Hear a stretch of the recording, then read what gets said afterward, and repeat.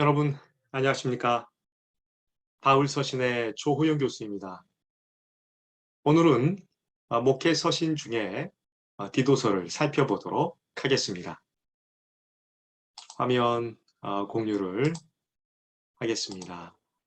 목회 서신 중에 디도서는 세 장으로 이루어져 있는 비교적 짧은 서신이 되겠습니다.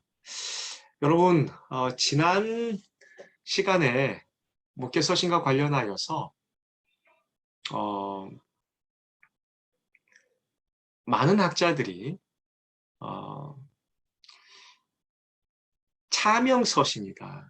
그러니까 바울이 기록한 글이 아니라 바울이라는 이름을 어, 사용하고 다른 사람이 기록하였다. 그러니까 다른 사람이 유명한 또 인지도가 높은 바울이라는 이름을 사용하면서 이 글을 기록하였다라고 생각하는 많은 학자들의 주장들을 살펴보았었습니다.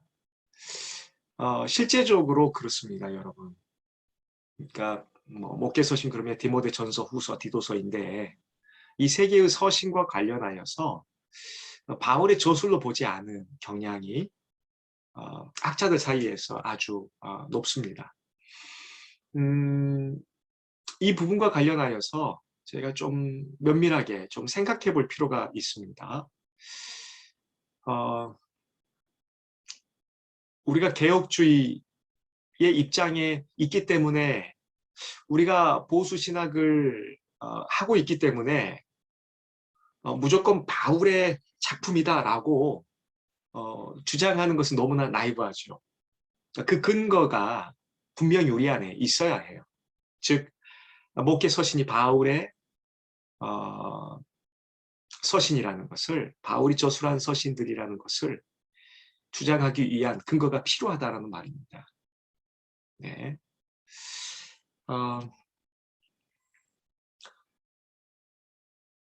있는 그대로 살펴보면 디모데 전서, 후서, 디도서 같은 경우 지난 시간에 저희가 디모데 전서를 보았었는데 말입니다. 각 서신은 디모데 전서, 후서, 디도서 이 각 서신은 여러분 우리가 보고 있듯이 바울이 저자임을 밝히고 있습니다. 네, 바울이 저자임을 밝히고 있어요. 이 서신들을 전달하는 사람들은 바울과 함께한 사역자들이었을 것입니다. 여러분 내용 안에서도 바울과 무관한 내용들이 아니에요. 네, 바울 자신의 이름이라든지 바울과 관련된 사건들이 분명하게 언급이 되어진다는 말입니다. 그러니까 우리가 현재 서 있는 오늘날의 시점에서 문화가 아닌 문명이 발달되지 않은 그 당시에 충분히 일어났을 것 같은 어떤 단순히 추측만으로 바울의 이 목회 서신의 차명성을 논의하기란 참으로 쉽지 않죠. 왜냐하면 분명하게 바울의 이름이 있고 이 서신을 전달하는 그 사람도 바울과 함께한 사역자들이었을 것이고 바울과 무관한 내용들이 아니기 때문에 그렇다라는 것이에요. 만약에 얼핏 드는 생각에 그럼 거짓말 할 수도 있지 않았겠는가? 사실 그 추측 자체가 쉽지 않아요. 여러분 이분들은 그러니까 초대교회 성도들은 적어도 바울 서신뿐만이 아니라 우리가 지금 정경으로 받아들이는 신약 성경 이 성경들에 대하여서 아주 신성시 여겼던 흔적들이 있습니다. 예를 들면 인쇄술이 있지도 않은 그 상황에서 이 성경들이 급속도로 퍼져나가는 어떤 그런 모습들을 우리가 볼 수 있어요. 아주 신성시 여겼다라는 어떤 증거 중에 하나이거든요. 뿐만이 아니고 그 말씀들을, 이 서신들을 그렇게 신성시 여기는 상황 가운데서 이것과 관련해서 거짓말을 한다? 이건 일반적이지 않습니다. 그리고 지금처럼 뭐 거짓말하다 걸리면 그냥 다른 교회 가고 그런 상황이 아니에요. 네. 그러니까 나쁜 일 하고 걸리면 교회에서 징계를 받거나 교단에서 뭐 징계를 받으면 다른 교회로 그냥 이적하고 그런 상황이 아니라는 거예요. 지금 거의 한 공동체입니다. 네, 한 공동체 안에서 함께 논의를 하고 함께 주요한 결정들을 하는 상황인 것입니다. 여러분 사도행전 15장만 보더라도 그런 모습들을 충분히 볼 수 있습니다. 네. 주요한 문제가 터졌을 때 다 모여요. 네. 그래서 여러분 여기에서 만약에 거짓임이 밝혀진다 그러면 그것은 파문입니다. 네. 지금 우리의 시점에서 우리의 상황에서 파문 그러면 뭐 다른 교회로 옮기 이런 상황이 아니에요. 네. 왜냐하면 이 파문 자체는 영적인 파멸을 의미했습니다. 실제적으로 여러분 중세 시대에도 마찬가지예요. 네, 중세 시대에도 정치보다도 종교적인 힘이 강했던 이유가 이 파문 어떤 이런 문제와 관련되어지는 거거든요. 네, 황제와 또 교황과의 어떤 알력 어떤 싸움에서도 번번이 교황이 이겼던 이유는 바로 이 문제거든요. 근데 불과 몇백 년 전만 해도 이 파문이라는 의미가 파멸, 그러니까 영적인 파멸, 이 파멸은 구원받지 못하는 어떤 그런 의미거든요. 네, 그런 상태를 말해요. 그런데 여러분 이 초대 교회 안에서 만약에 이 일을 벌였다가 만약에 걸리면, 만약에 들통이 난다면 이것은 여지없이 파문입니다. 물론 아래에서도 좀 등장을 합니다만. 그렇기 때문에 그 당시의 상황들을 염두에 했을 때 또 편지 자체적으로 봤을 때 차명 서신으로 좀 이해하는 것은 조금 상식적으로 맞지 않다라는 생각을 해볼 수 있는 것입니다. 그러나 여러분 심심치 않게 주석들을 살펴보면 차명 서신으로 이해하고 이렇게 저술하는 여러 어떤 오늘날의 주석들을 볼 수 있습니다. 자, 어쨌든요. 리차드 보캄의 이 글에 의하면 바울의 서신들을 바울이 아닌 다른 사람이 그러니까 기록할 수 있는 상황은 희박하다. 그러니까 무슨 말이냐면 바울이 쓰지 않고 다른 사람이 바울의 이름을 빌려서 쓰고 다른 사람이 썼다라고 볼 수 있는 상황은 희박하다는 것입니다. 왜냐하면 제가 여기서 잠깐 언급했습니다만 바울은 편지의 수신자에게도 주의를 시키고 있어요. 데살로니가 후서 2장 2절 제가 한번 읽어드릴게요. 영으로나 또는 말로나 또는 우리에게서 받았다 하는 편지로나 여기서 중요해요. 우리에게서 받았다 하는 편지로나 주의 날이 일어났다고 해서 쉽게 마음이 흔들리거나 두려워하거나 하지 말아야 한다는 것이라. 네, 여러분 우리에게서 받았다는 편지로나 이런 어떤 주의를 주고 있다라는 것을 보더라도 그 당시에 교회의 상황이 이런 부분에 대해서 민감하게 주의해서 살펴 보았을 충분히 우리가 그런 생각을 할 수 있는 거죠. 상황을 우리가 그릴 수 있는 거죠. 또한 바울은 자신의 편지에 일종의 자신만의 표시를 두는 경우가 있죠. 네, 이건 이제 여러분 대서자를 고용했다라는 어떤 모습들일 수도 있고요. 그렇죠. 충분히 그런 표현들이 있습니다. 대서자를 고용했다라는 모습들인 거죠. 네, 그렇다면 이런 표현들이 없는 편지들도 저는 바울의 표시들이 분명히 있었다라고 생각을 합니다. 플러스 이 편지를 전달하는 그 사람이 보증인이었을 것이다. 기억해야 되는 거예요. 자, 둘째. 초대교회에서 누군가가 다른 사람의 이름을 도용하여서 자신의 것처럼 속이는 경우 매우 엄격하게 처리되었다. 이 표현은 너무 약해요.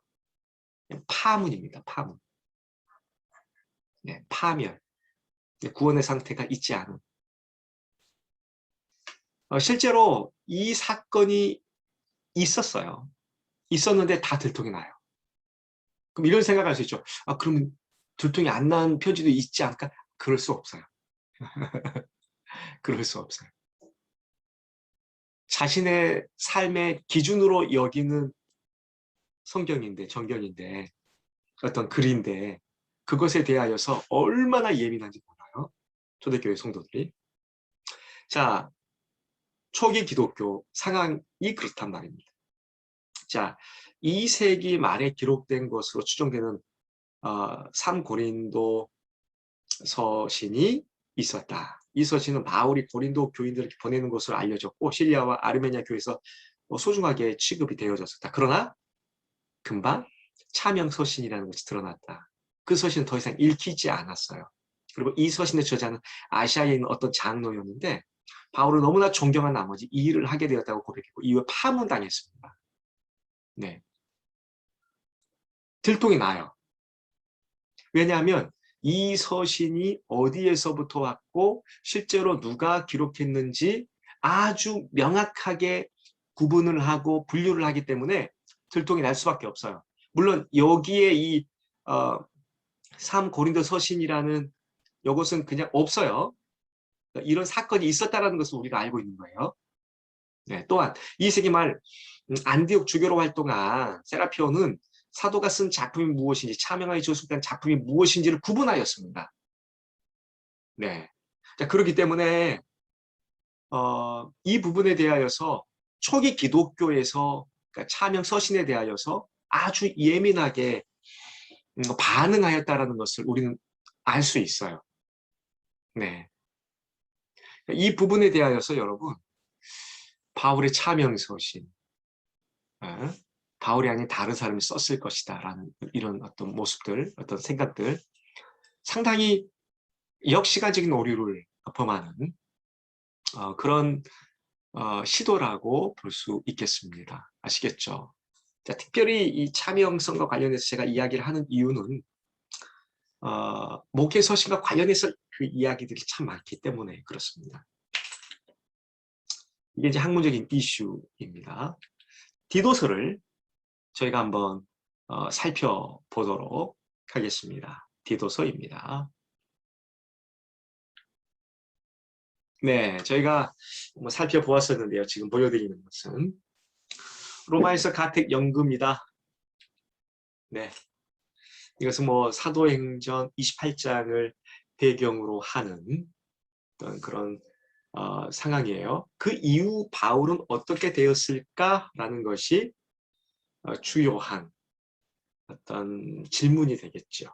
왜냐하면 사도행전과 관련해서 다 연결할 수 있는데 목회 서신과 관련해서는 연결이 되지 않거든요. 그 28장 이제 이후의 상황, 사건들이 바로 목회 서신과 관련되어지기 때문에 이 목회 서신을 사도행전과 관련시켜서 이렇게 그 비교하거나 어떤 대조하는 그런 작업을 할 수 없기 때문에 목회 서신만 믿을 수 있는가라는 질문이 이제 주어지는 것이죠. 바울이 로마에서의 1차 투옥 이후 어떻게 되었는지 정확하게 그의 석방 여부에 대해서는 정확하게 알지 못합니다. 네. 그러나 이 기간 동안 약 2년이었는데요. 에베소서, 빌립보서, 골로새서, 빌레몬서를 면밀하게 살펴보면 어떻게 진행되었는지 되어질지에 대하여서 우리는 가늠할 수 있어요. 그러니까 이 네 개의 서신 안에서 처음에는 바울이 답답한 마음이 있었겠고요. 빌보서를 보면 나머지 세 개의 서신을 보면 긍정적인 상황으로 전개되고 있다는 것을 우리는 볼 수 있거든요. 자, 분명히 호전이 되었을 것이다 라고 우리는 생각할 수 있겠죠. 그래서 급기야는 너는 나를 위하여 숙소를 마련하라 라고 말할 정도였습니다. 자, 여러분 분명히 여러분 석방이 되어졌을 것이라고 저희는 확신하게 되는 것이죠. 자, 1차 투옥에서 풀려난 이후에 바울의 행적을 저희는 디모데 전서와 디모데 후서와 디도서에서 다음과 같이 추적할 수 있다라고 지난 시간에 잠깐 살펴보았었습니다. 로마의 1차 투옥에서 석방이 되어져서 지금의 스페인에 해당하는 서반에 분명히 갔을 것이다. 이것은 AD 96년경에 로마의 클레멘트의 글 안에서도 발견이 되어진다라고 말씀을 드렸었습니다. 그렇죠? 자, 그리고 디모데 전서, 디모데 후서, 디도서에 언급되어지는 지명들을 살펴보면요, 어떤 하나의 그 이동 경로를 우리가 파악할 수 있는 것입니다. 자, 뭐 그레데, 그리고 뭐 마게도냐, 또 에베소, 그렇죠? 또 밀레도, 그렇죠? 그리고 뭐 드로아, 그리고 뭐 고린도, 그리고 니고볼리, 그렇죠? 디도에게 이제 오라고, 니고볼리로 오라고 하는 상황이거든요. 네, 이런 상황들. 그러니까 이 경로를 저희가 충분히 따질 수가 있어요. 네. 그리고 이제 니고볼리에서 잡혀서 로마로 다시 이제 압송되었을 것이다. 라고 우리는 충분히 볼 수 있는 것이죠. 마지막에 이제 모습에서 디모데후서 4장 11절에 보면 누가만 나와 함께 있느니라라고 이야기를 하고 있고요. 이 경로를 보면 이제 이런 식의 경로가 가능하죠. 네, 이렇게 이제 스페인 서바나, 그 다음에 여기에서 네, 이곳을 거쳤을 것이고, 구체적으로 이 부분은 나오진 않습니다만, 자, 그리고 이곳에 거쳐서 디도를 남겨두고, 네, 이런 형식으로 이동했을 것이다. 그리고 이곳에 잡혀서 다시 압송되었을 것이다. 이렇게 생각을 하는 것이거든요. 이게 이동 경로가 등장을 해버려요, 여러분. 네. 아까 조금 전에 보여드렸던 어떤 지명들을 기점으로 해서 이런 시나리오가 충분히 가능하고 아주 분명합니다. 자, 그런 상황에서 저희가 이제 목회 서신의 어떤 모습들을 볼 수가 있는데, 목회 서신의 어떤 바울의 어떤 행적과 바울의 어떤 이동 경로가 등장하는 목회 서신을 바울의 것으로 인정할 수밖에 없는 것들을 볼 수가 있는 것입니다. 그렇죠? 자, 지금 이제 디도서와 관련하여서 한번 디도가 머물렀던 그 지역, 그레데라고 이야기를 하는데요. 원래 크레테라고 발음을 해야 되겠죠. 있는 그대로 발음을 하자면, 자, 바로 요 섬입니다.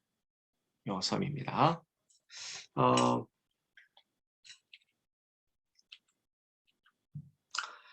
신약 성경에 이 그레데에 대한 언급은 총 7회 등장합니다.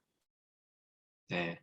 이것들 중에서, 그러니까 7번 그 언급들 중에서 그레데 섬에 복음이 전해졌을 가능성은 두 구절에서 유추할 수 있습니다.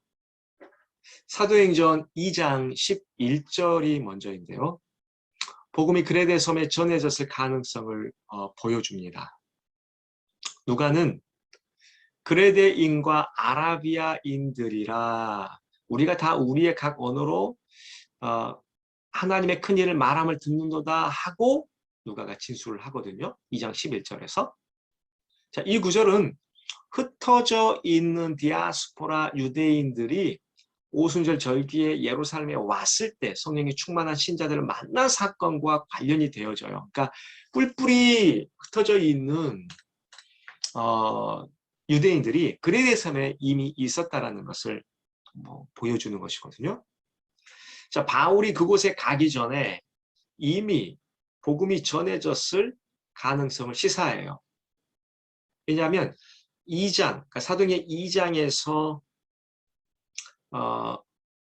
예루살렘에 방문한 이 그레데 사람들이 있는 것을 보니 이곳에서 이 상황에서 2장의 시점에서 복음을 받아들이고 자신의 고향인 그레데 섬으로 돌아갔을 가능성이 크기 때문에 바울이 그곳에 가기 전에 이미 복음이 전해진 상황이었을 가능성이 충분히 있다라는 것입니다.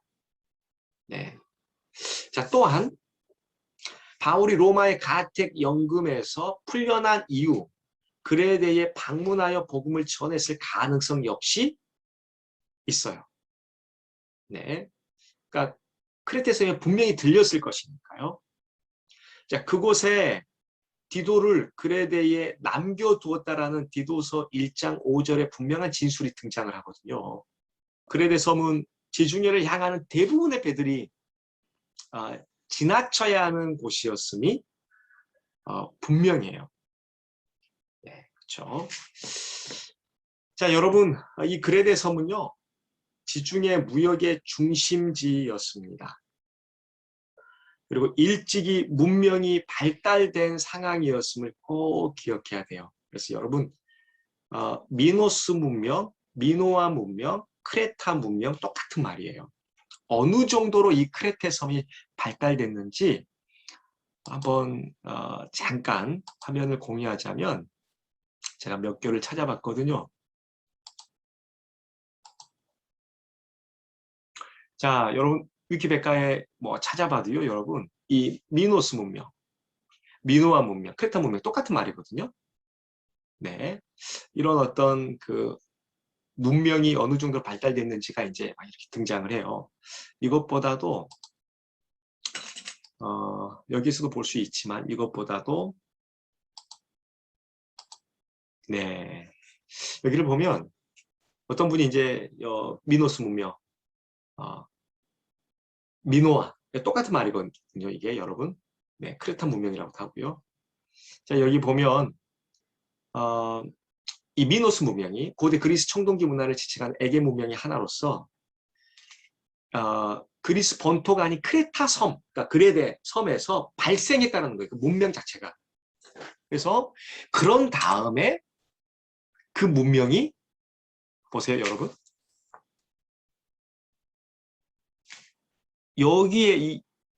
여기에서 발생을 해가지고 본토에 영향을 미친 거예요. 네, 그러니까 여기에 문명이 발달되어져서 본토로 영향을 미친 상황이기 때문에 크레타 섬이 어느 정도로 발달했겠느냐 말이에요. 그렇죠? 그래서 남아있는 문명의 어떤 흔적들이 참으로 많습니다. 네. 그리고 너무나 아주 오래된 유명한 문명인 거죠. 그리고 이미 기원전 3000년경 당시 크레타 섬에 활발한 교역이 있었음을, 그러니까 재정적으로 그리고 많은 사람들 오고 가는 상황에서 문명이 발달할 수밖에 없었겠죠. 그렇죠.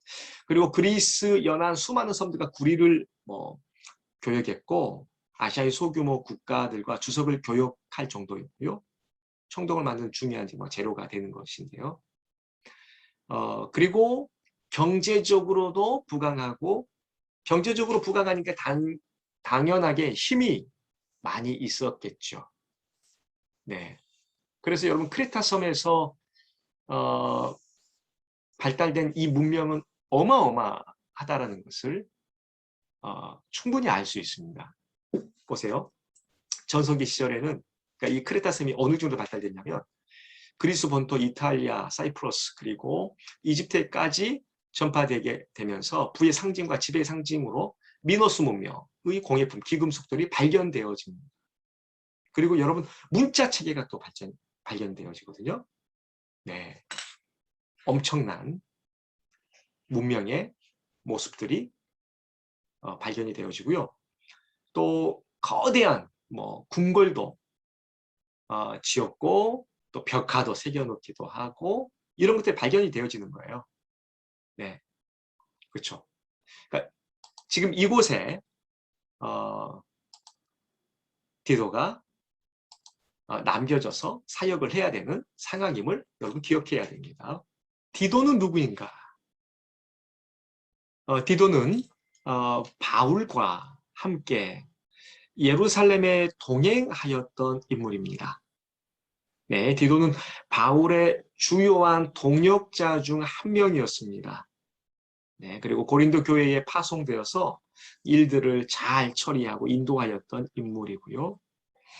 그리고 디도와 바울의 관계, 아래에서도 제가 이제 살펴보겠습니다만, 영적으로 아버지와 또 아들의 관계였음을 살펴볼 수 있어요. 디도서 1장 4절에 보면 같은 믿음을 따라 나의 참 아들 된 디도라는 표현이 있거든요.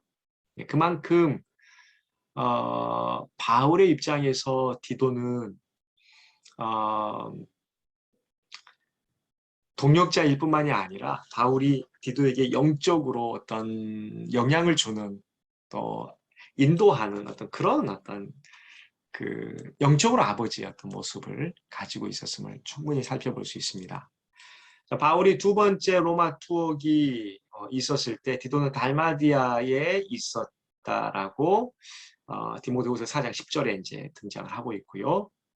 네, 자, 이 글에 대해 남겨진 이 디도의 흔적들을 살펴보면 많지는 않습니다만 이 정도로 저희가 살펴볼 수 있습니다.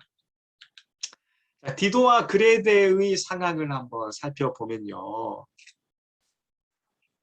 디도는 아마도 바울과 함께 시작했던 그 사역, 그러니까 서바나를 거쳐서 그레데에 함께 머물며 시작했던 그 사역을 이제 마무리하고 그 지역에 장로를 세워야 했던 그런 상황이었음을 디도서 1장 5절에서 9절까지를 통하여 저희는 살펴볼 수 있습니다. 자, 여러분 디도서를 보면 유대교로부터 온 사람들, 그러니까 이단의 도전에 직면했던 곳이에요. 네. 그리고 여러분 이 글에 대의 상황을 좀 더 보면 조금 전에 보았던 것처럼 정말 어마어마한 문명을 가진 곳이거든요. 어마어마한 문명을 가진 정말 발달된 그런 문명을 가진 곳인데 좀 그 당시에 많은 곳이 도덕적으로 타락했었다는 것은 좀 일반적인 현상인데 이건 역시 도덕적 타락으로 유명했던 곳입니다. 그러니까 그래도 남겨진 디도가 해야 되는 역할, 타락한 문화 속에서 복음을 선포하는 데 있어서 어려움을 가졌을 가능성이 크다. 여러분 그리고 디도서 1장 12절에서 13절을 보면 아주 그레데인들의 모습을 묘사하는 진술을 발견하게 돼요. 이것은 이제 시인 에피메니데스의 그 진술인데요. 그것을 이제 바울이 가져오는 상황인 것 같고요. 그레데인 중의 어떤 선지자가 말하되 그레데인들은 항상 거짓말장이며 악한 짐승이며 배만 위하는 게으름뱀이라 하니 이 증언이 참되도다. 그러니까 문명이 고도로 발달되어 있는 곳인데 이런 표현들이 좀 디도서 1장 12절에서 13절 이런 표현들이 조금 맞지 않는 것 같은 느낌도 있고요. 그렇지 않습니까, 여러분? 그러니까 어떤 선지자라 함은 그러니까 보통 학자들이 에피메니데스 시인 에피메니데스라고 우리가 보통 이제 많이 적어놨을 거예요. 주석에 보면. 네. 그러니까 그 정도로 그 당시에 그레데인들에 대한 이게 인식입니다. 네. 그레데인들에 대한 인식, 그 당시에 공통적인 인식을 바울이 지금 가지고 오고 있습니다. 그렇죠? 자, 그러면 문명이 그렇게 발달된 상황이었는데 어떻게 이런 어떤 모습이 가능할까 좀 고민도 많이 되더라고요. 네. 이게 인간의 본성일 수도 있고요. 네. 그 당대에 비춰졌던 크레테 섬의 사람들의 모습인 것이거든요. 네, 거짓말장이다. 악한 짐승이다. 게으름뱅이다. 네, 여러분 그런데요. 3장 1절 같은 경우도 한번 살펴보세요. 이것과 이것이 좀 연결될 수 있거든요. 너는 그들로 하여금 통치자들과 권세 잡은 자들에게 복종하며 순종하며 모든 선한 일 행하기를 준비하게 하며 네. 국가관이 등장을 하죠. 복종하고 순종하라. 복종과 순종이 등장을 합니다. 그렇죠? 아마도 그 당대의 사람들에게 이렇게 인식이 되어졌던 것은 실제적으로 이들의 어떤 죄악된 본성임과 동시에 플러스 아마도 여러분 그 3장 1절과 관련해서도 이해를 해보면 분명히 이 크레테 섬에서 로마 제국으로부터 벗어나고자 하는 많은 시도가 있었답니다. 그러면 반란인 거죠. 네, 반란인 거죠. 실제적인. 로마 제국 안에서 살인이라든지 반란에 대해서는 아주 엄중하게 그 부분을 다루어요. 그렇다고 본다면 크레테 섬, 그러니까 그레데인들은 자신의 어떤 문명과 자신의 어떤 그 영토를 회복하기 위한 몸부림이었을 수도 있고요.